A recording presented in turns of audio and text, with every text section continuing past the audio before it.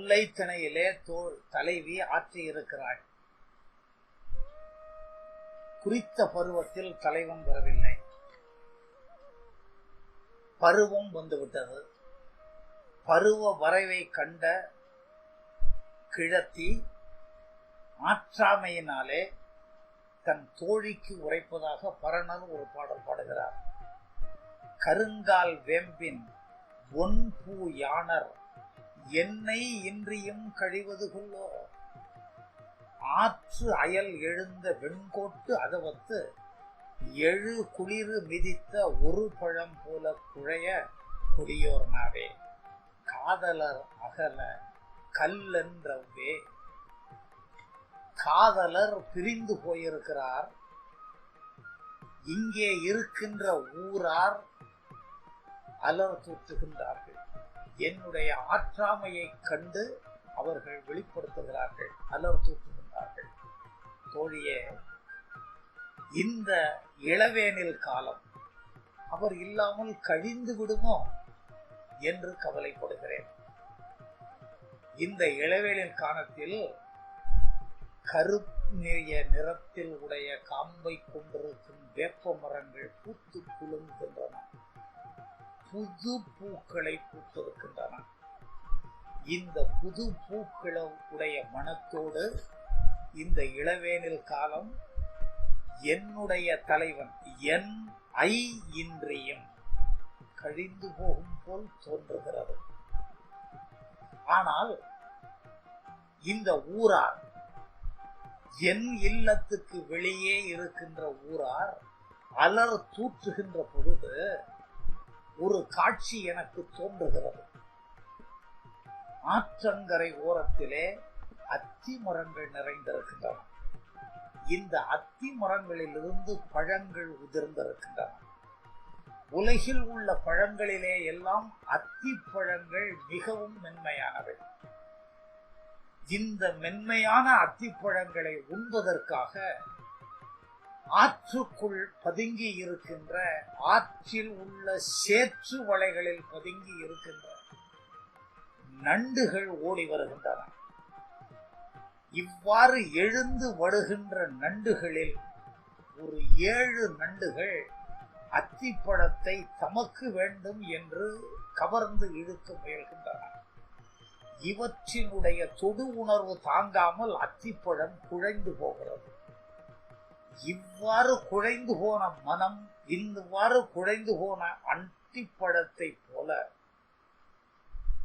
என்னுடைய மனம் குழைந்து போவதை கூட அறிந்து கொள்ளாமல் அலர் பேசுகின்ற இந்த கொடியவர்களின் நாவு குழைந்து போகட்டுமே என்று தன்னுடைய ஆற்றாமையை ஊராரினுடைய நாவிலே ஏற்றி அவை குழைந்து போகட்டும் என்று தன்னுடைய மனக்குழைவை உணர்த்துவதாக பரணர் இந்த பாடலை பாடுகிறார். வேப்பமரம் சங்க இலக்கியங்களிலே கருங்கால் வேம்பு என்று குறிப்பிடப்படும். ஏனென்றால் மற்ற மரங்களை காட்டிலும் வேப்ப மரத்து கிளைகளும் காம்புகளும் சற்றே பசுமை மிக்கவையாக இருப்பதனாலே கரிய நிறத்தை உடையவையாக தோன்றும். இளவேனில் காலத்திலே வேப்ப மரம் பூக்கும். இளவேனில் தற்காலத்தில் சொல்வதைப் போல சித்திரை வைகாசி மாதமாக இருக்கும். இந்த சித்திரை வைகாசி என்பது கூட வடமொழி மரபு பெயர். வடமொழி மரபு என்று சொல்வார்கள். தமிழுக்கு வேறு பெயர் சொல்வார்கள். ஆனால் தமிழ் என்றே சொல்பவர்களும் உண்டு. இதை தமிழ் என்று ஏற்றுக்கொள்ளலாம் என்பது என்னுடைய கருத்து. ஏனென்றால் இன்று கூட சித்திரை மாத பிறப்பு அன்று ஆண்டு பிறப்பதாக கருதுகிறார்கள். தமிழ் ஆண்டு என்று பிறக்கிறது என்பதும் இன்று விவாத பொருள். ஆனால் பழங்காலத்தில் தமிழ் ஆண்டு சித்திரை பிறப்பில் பிறக்கிறது என்பது நம்பிக்கை. சித்திரை பிறந்தால் இந்த நாட்டிலே ஒரு நம்பிக்கை உண்டு. உணவு மருந்தாக அமைய வேண்டும். மருந்து என்று வேறு ஒன்று வேண்டாம். மருந்து என வேண்டாவாம் யாக்கைக்கு என்று திருவள்ளுவர் அந்த தொடரையே தன்னுடைய திருக்குறளுக்கு முதல் அடியாக பயன்படுத்துகிறார். உணவே மருந்தாக இருக்க வேண்டும். ஆதலினாலே தங்கள் உணவை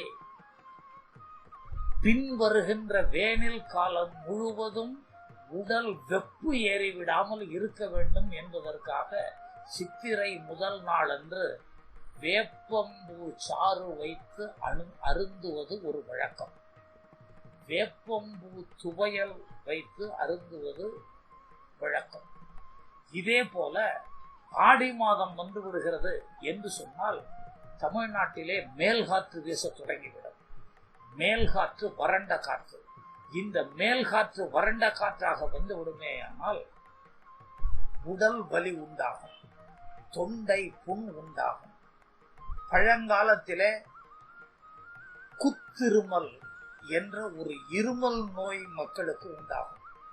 இவற்றையெல்லாம் தடுத்து கொண்டு உடல் வலி, மூட்டு வலி ஏற்படாமல் இருப்பதற்காக ஆடி மாத பிறப்பன்று ஆதொண்டங்காயை கொண்டு சமைத்து குழம்பு வைத்து உண்பார்கள். அதுவும் கசப்பு, வேம்பும் கசப்பு. சித்திரை மாத தொடக்கத்தில் வேப்பம்பூ சாரும், ஆடி மாத தொடக்கத்தில் ஆதொண்டங்காயும் உணவாக சமைத்து மருந்தாக உண்டார்கள், அல்லது மருந்தாக சமைத்து உணவாக உண்டார்கள். இந்த கருங்கால் வேம்பு இந்த இளவேனில் காலத்தில் தன்னுடைய வழக்கம் போல புது பூவை நமக்கு கொடுத்து விட்டது. உடல் நோய் தீரும், ஆனால் பிரிவு என்ற உள்ள நோய் தீருமா? இந்த உள்ள நோய் என் தலைவன் இன்றி அல்லவா உண்டாயிற்று. இந்த வேம்பு பூத்தது என் தலைவன் இல்லாமல் போய்விடும், கழிய போகிறதே என்று வருந்துகிறாள். என் ஐ இன்றியும் கழிவது கொல்லோ என்பது அவளுடைய வினா.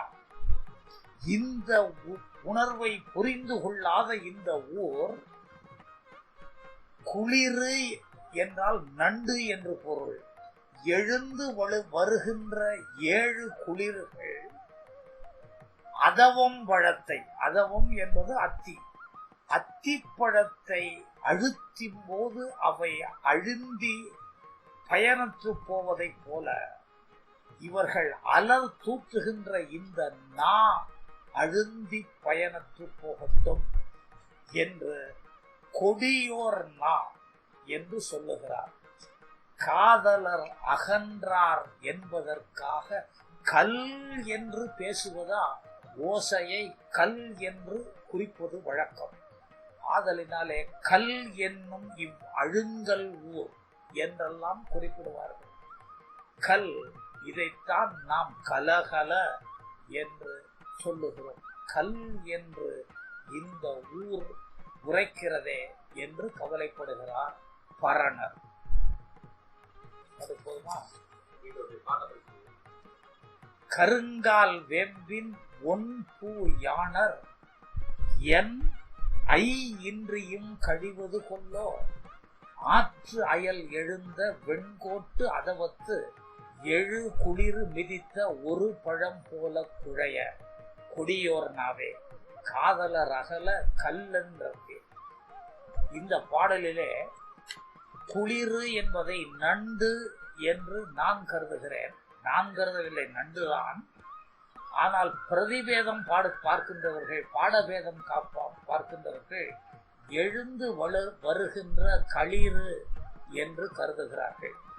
ஆண் யானை ஒரு பழத்தை மிதித்து அந்த பழம் குழைந்து போவது ஒன்றும் பெரிய வியப்பான செய்தி அல்ல. நண்டு மிதித்து பழம் குழைகிறது என்றால் அந்த பழம் எத்தகைய மென்மையானது. ஊர் பேசுகின்ற இந்த மக்களுடைய நாம் கூட மென்மையானதுதான். ஆனால் இப்பொழுது அலர் தூற்றுகின்றதனாலே வலிய நாவாக ஆகிவிட்டது. இந்த நாக்கு குழையட்டும், இதற்கு 7 குளிர் மிதிக்கட்டும் என்று பரணர் குறிப்பிடுகிறார். கருங்கால் வேம்பின் ஒன்பூ யானர் என்னை இன்றியும் கழிவது கொல்லோ. ஆற்று அயல் எழுந்த வெண்கோட்டு அதவத்து எழு குளிரு மிதித்த ஒரு பழம் போல குழைய குடியோர் நாவே. காதலர் அகல கல்லென்றவ்வே.